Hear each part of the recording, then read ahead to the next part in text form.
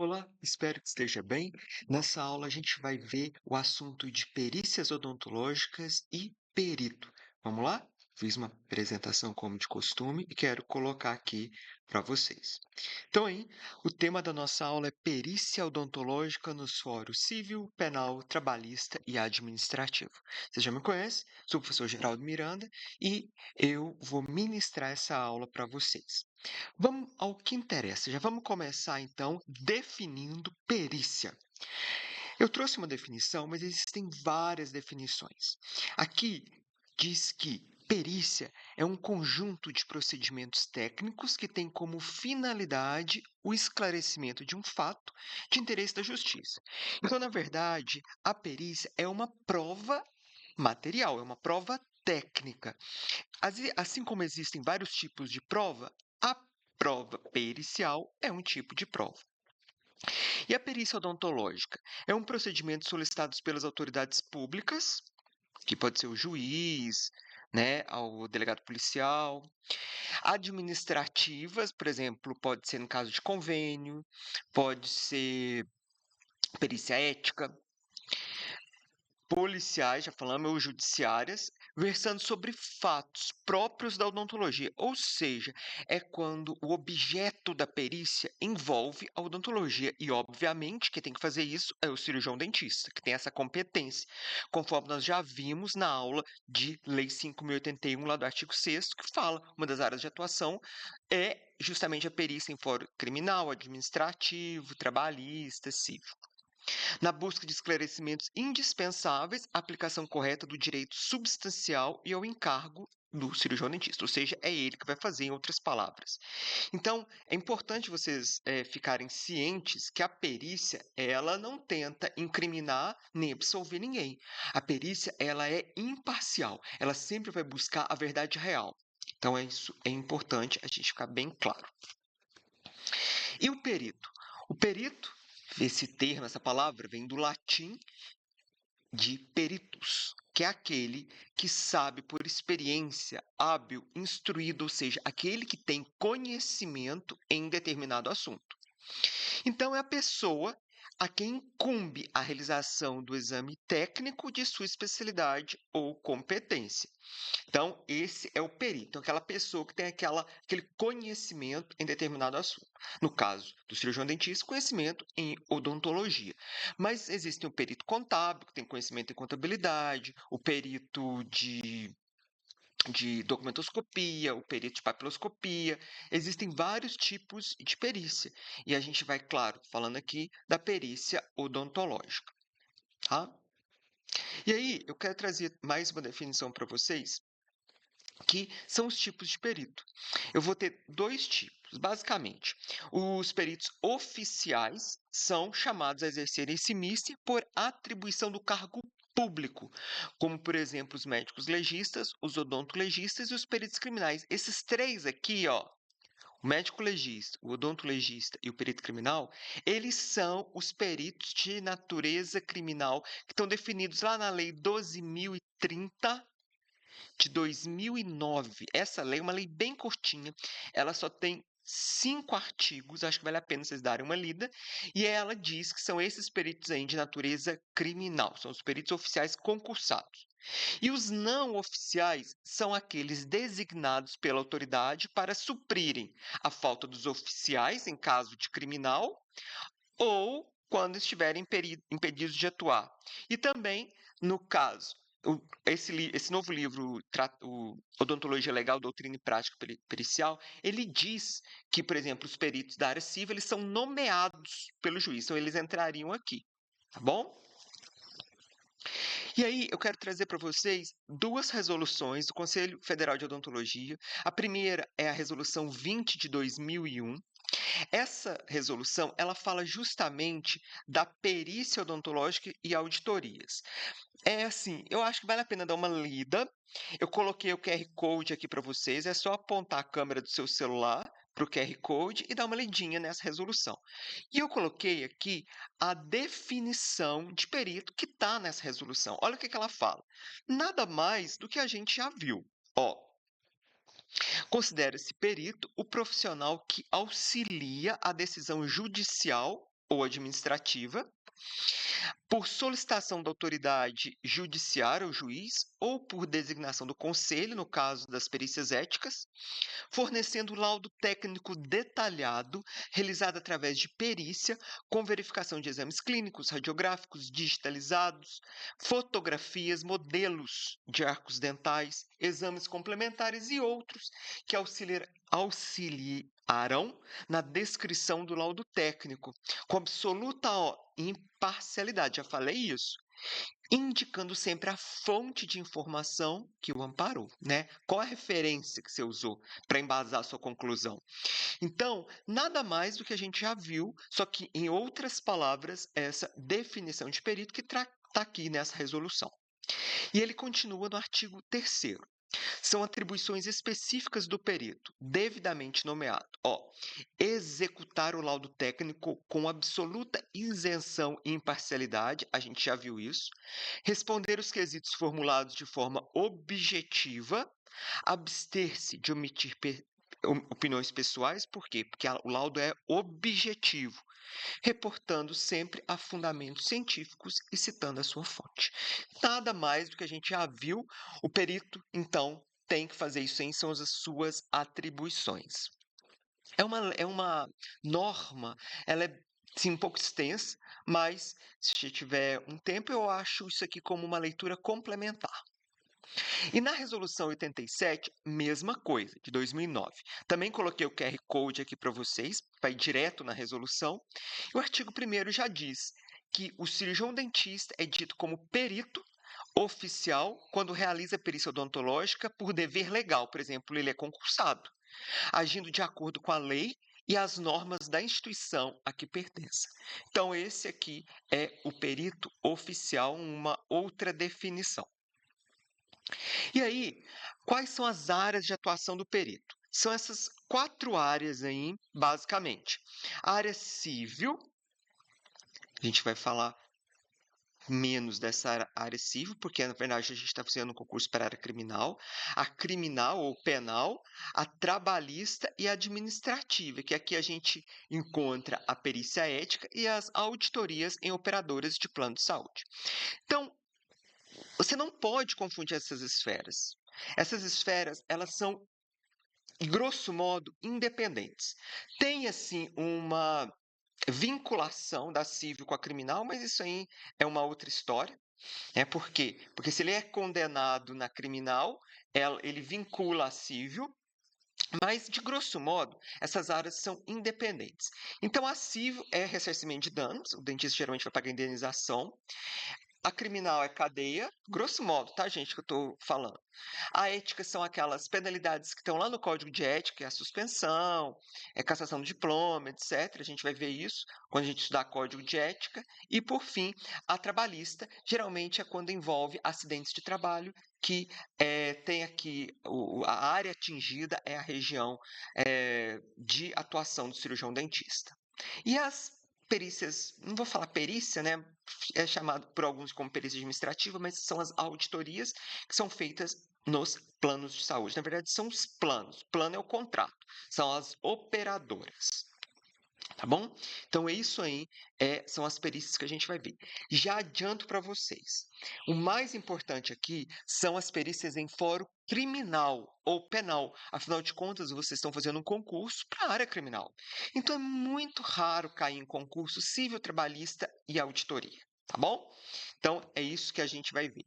Em relação à perícia ética, nós vamos ter uma aula só de perícia ética, que é o Código de Processo Ético. Alguns editais trazem essa matéria e outros não. Então, como o nosso curso é completo, claro que eu vou dar essa matéria, mas presta atenção se cai ou não no seu concurso. Vai estar lá no edital, tá bom? Então, é isso que a gente queria falar aqui. Vamos começar falando da civil.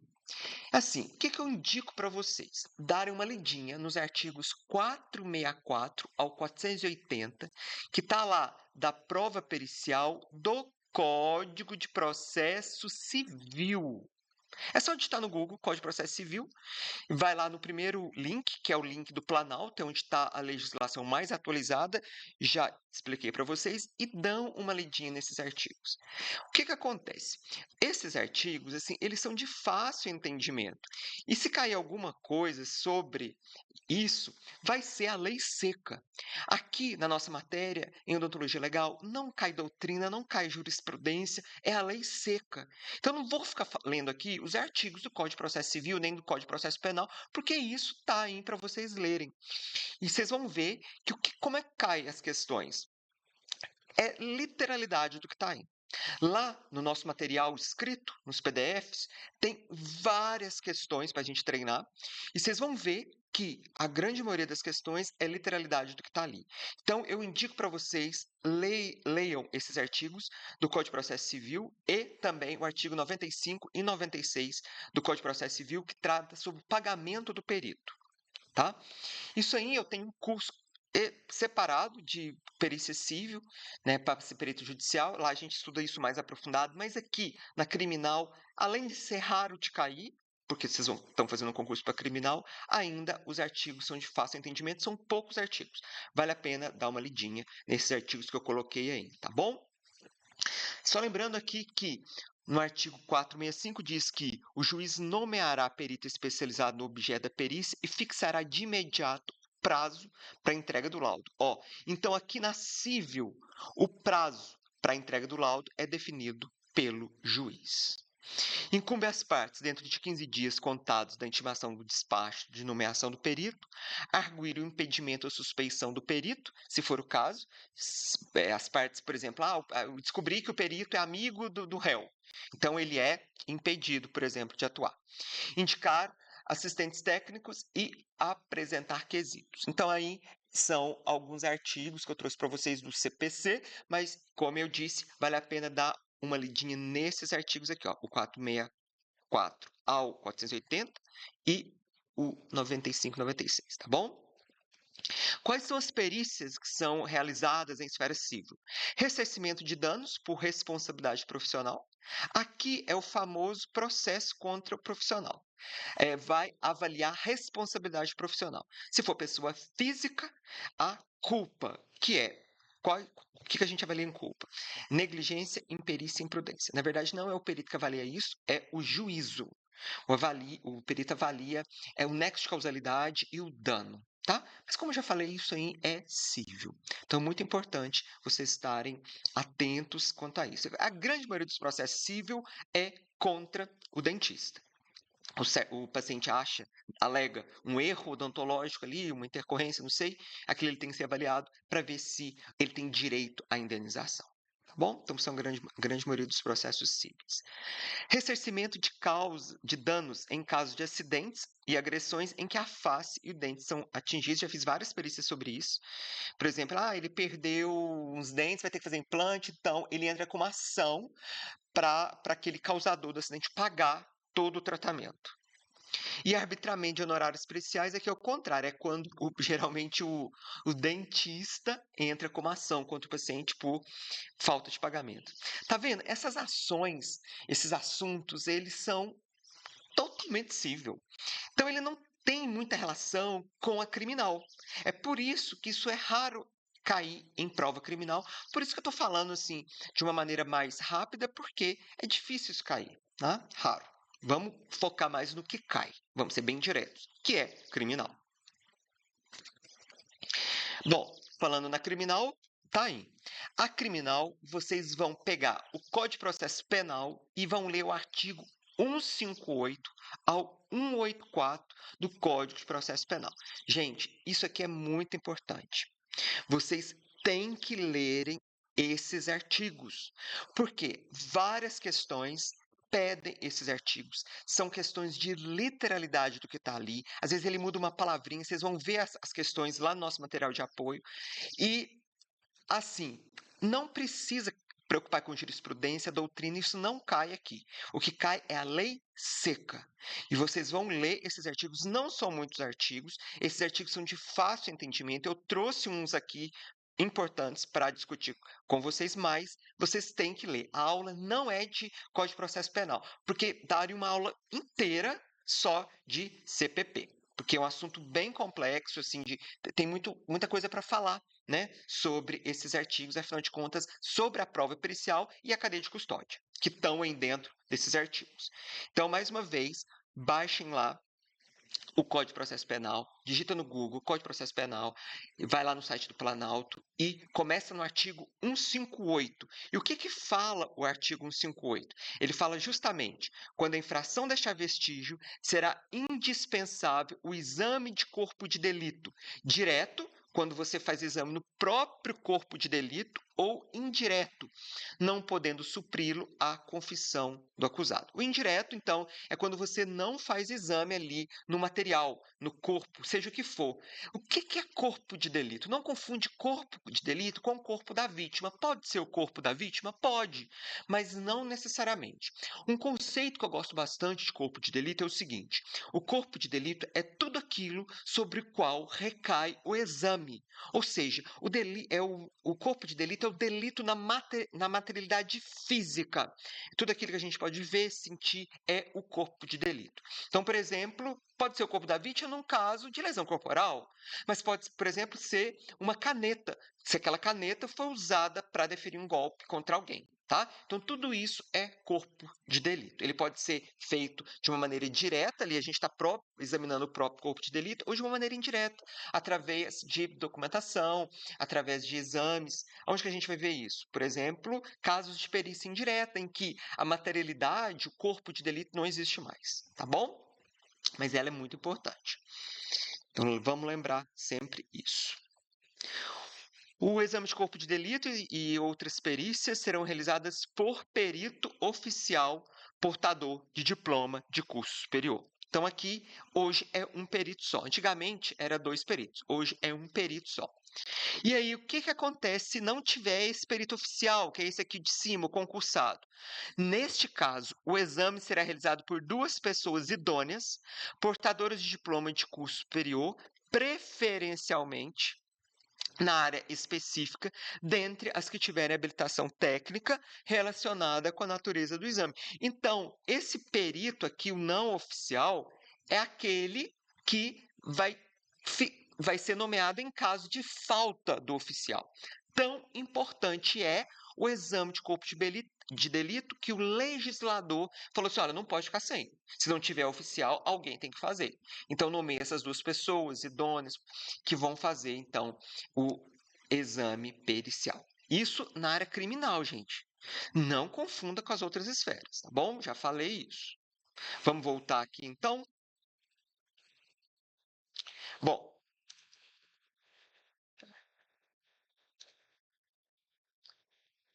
dentre esses artigos que eu falei para vocês, em 2019 foi incluído o artigo 158A e seguintes no famoso pacote anticrime. Por que eu trouxe especificamente esse artigo?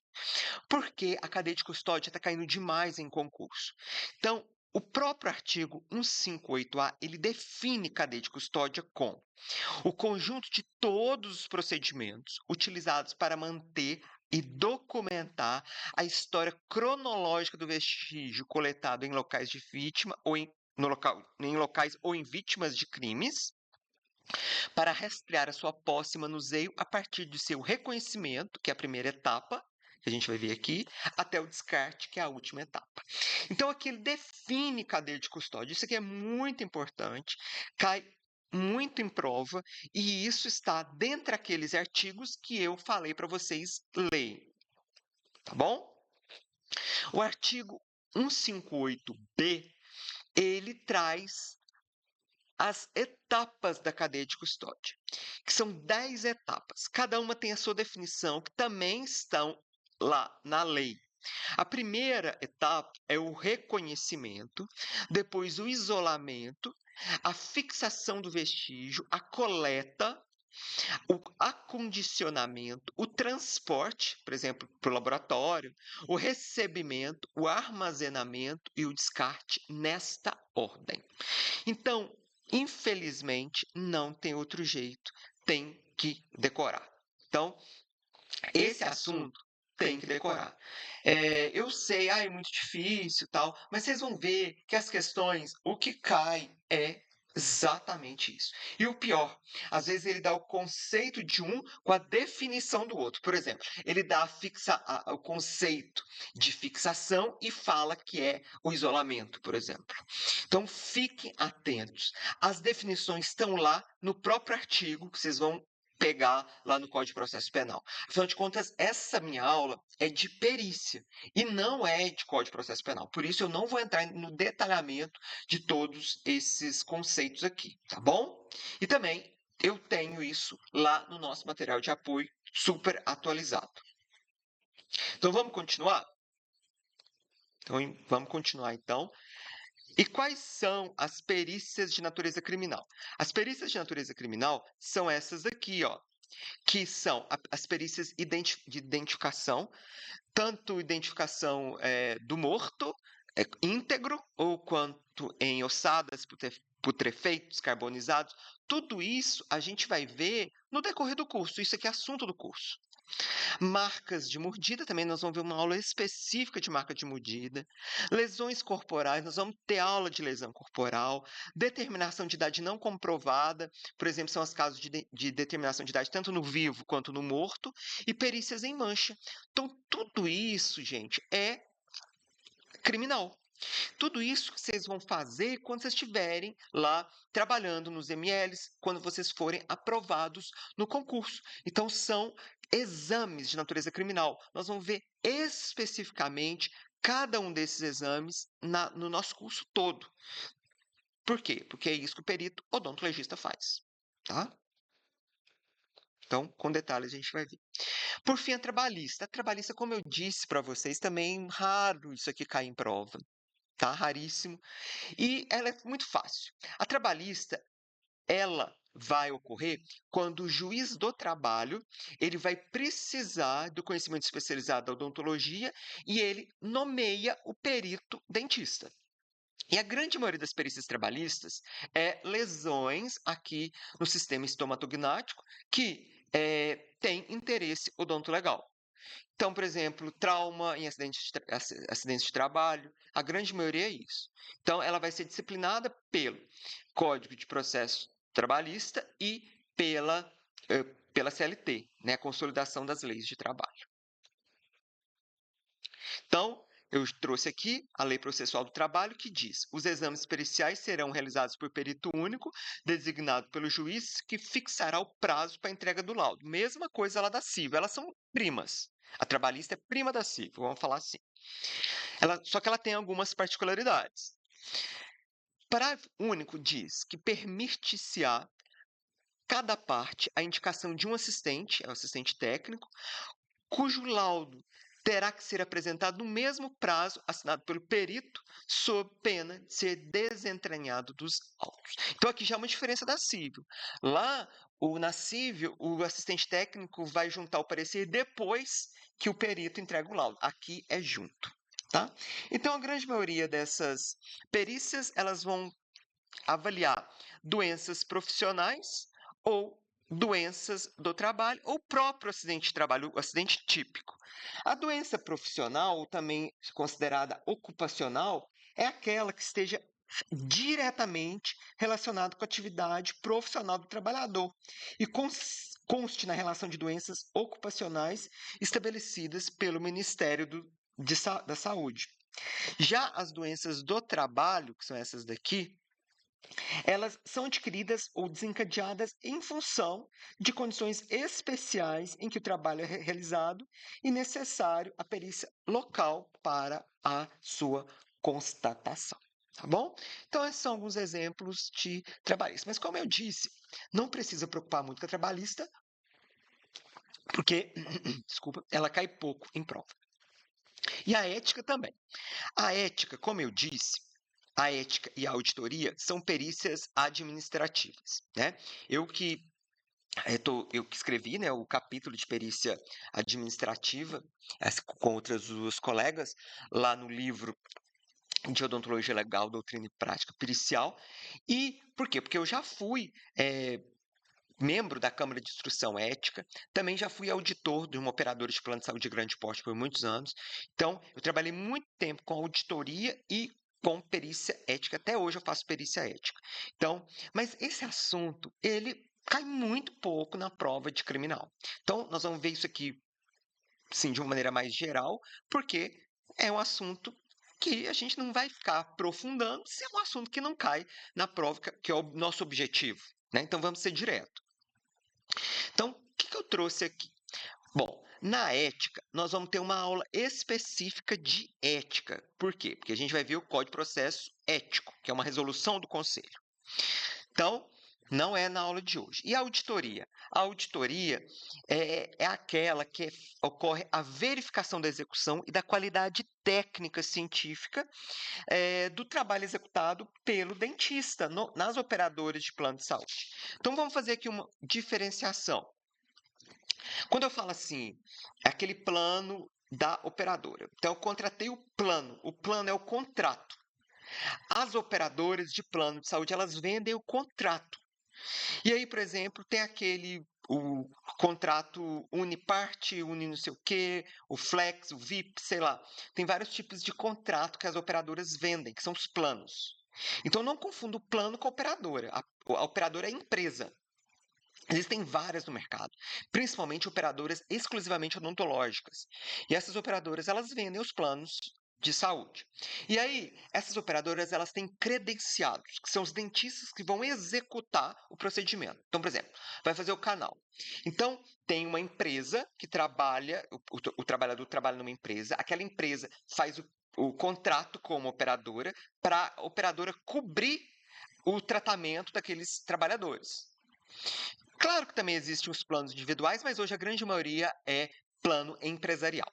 E aí, as operadoras contratam os credenciados, que são os dentistas, e aí o dentista atende aquele trabalhador que é o beneficiário da operadora. E, por exemplo, ele vai lá no consultório particular do dentista, faz o canal e quem paga? A operadora. Claro que por um preço tabelado muito menor do que o preço do particular. Mas a grande vantagem é que capta paciente. Então é isso. E aí, o que acontece? Ok, o dentista fez o procedimento e aquele procedimento tem que ser avaliado tecnicamente. Então, aí que entra a auditoria, que também é feita por um dentista, que é contratado pela operadora, para ver a qualidade do procedimento executado pelo dentista credenciado. Ou seja, a função da auditoria é isso, é avaliar a qualidade técnica do trabalho realizado pelo cirurgião dentista. Então, é isso. Então, na verdade, a auditoria não é para glosar, não é isso. É para avaliar qualidade técnica, tá bom? Tem que ficar bem claro. Mas, como eu disse, isso cai muito pouco em prova de criminal. E aí existem vários tipos, né, de auditoria, como, por exemplo, a retrospectiva, que é uma pós-auditoria, ou seja, ela é feita depois. A análise da auditoria é realizada após a finalização do procedimento. Essa primeira aqui, né? O próprio nome está falando. Uma concomitante, que é aquela perícia de monitoramento, ela é feita durante o tratamento. Alguns exemplos de tratamento ortodôntico, que é um tratamento longo, e aí a operadora ela chama então para fazer a perícia concomitante, ou seja, durante o procedimento. E a prospectiva, também chamada de pré-auditoria, é aquela que é uma avaliação dos procedimentos antes da realização, ou seja, tem que ter uma autorização para o dentista começar a fazer o procedimento. Geralmente são as perícias de prótese, por exemplo. E aqui eu fiz uma tabela resumindo para vocês essas esferas. Então vamos lá. Na esfera criminal, o prazo para entrega de laudo é 10 dias. Na civil e na trabalhista é fixado pelo juiz e na ética é fixado pelo presidente da comissão de ética ou pela Câmara de Instrução Ética. Na criminal, de onde que é o perito? O perito ele é concursado. Na civil e na trabalhista, ele é nomeado pelo juiz. E na ética, ele é nomeado pelo presidente da comissão de ética. Quais são as legislações que a gente tem que ver, que eu já falei para vocês, que vão disciplinar a atuação desses peritos? No criminal, é o Código de Processo Penal. Na civil, o Código de Processo Civil. Na trabalhista, a CLT e a Lei 5.584 de 70, que é a Lei Processual do Trabalho, que eu também já falei, aquele artigo. E a ética é o Código de Processo Ético, que nós vamos ter uma aula só sobre isso, tá? Porque tem concurso que cai. Só para a gente terminar, vamos fazer essa questãozinha? Então vamos lá. Caiu para o odontologista do Rio Grande do Norte, do ITEP. De acordo com Leite, a atividade pericial do cirurgião dentista, compreendendo o exame do corpo de delito, a avaliação do evento do dano, o arbitramento de honorários, podendo ainda ter outros fins, tudo sempre no domínio dentobucofacial. Esse enunciado demonstra diferentes tipos de perícias odontológicas. Com base nesse tema, assinale a alternativa cuja perícia é predominante no respectivo foro. Então, ele quer relacionar aqui o tipo de perícia com o foro, com a esfera de atuação, que a gente já viu aquelas 4 esferas. Dá uma pausa aí no vídeo, resolve a questão e depois você volta.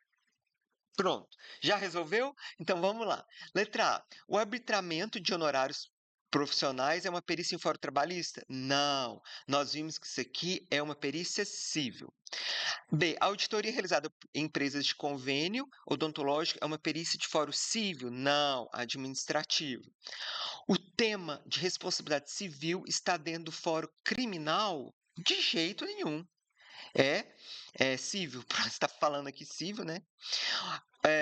Letra D. O exame de estimativa de idade é uma perícia exclusivamente de foro criminal? Não. Por quê? Porque em casos de adoção, que é uma área civil, de vara de família, a gente pode considerar que não é criminal. Então, o exclusivamente deixa a alternativa incorreta. Bom, só sobra a letra E, que espero que seja a resposta. A determinação de embriaguez alcoólica é uma perícia realizada em fórum criminal. Correta resposta, letra E. Tá bom? Pessoal, é, lá no nosso curso de odonto legal, a parte teórica, a parte escrita, tem várias questões, várias para a gente treinar. Vai lá, resolva as questões e depois você veja os comentários, todas as questões comentadas. Espero que tenham gostado da aula. Até a nossa próxima. Tchau, tchau.